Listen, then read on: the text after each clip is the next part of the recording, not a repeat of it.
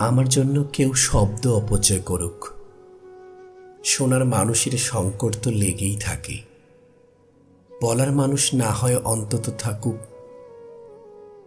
মাঝে মাঝে শুধু শুনতে ইচ্ছে করে, নীরব শ্রোতার মতন প্রবল আগ্রহ নিয়ে কাউকে শুনতে ইচ্ছে হয়।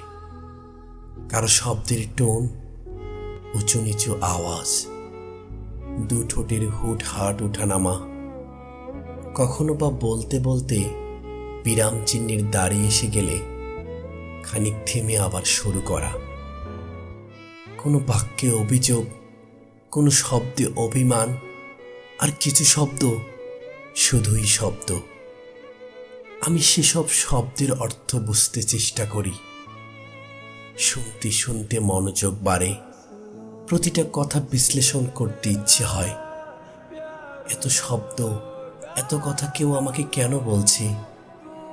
তার চেয়ে এই মুহূর্তে গুরুত্বপূর্ণ বিষয়, কেউ একজন আমাকে বলছে তার শ্রোতার পরিধি জুড়ে শুধু আমিই বিস্তৃত।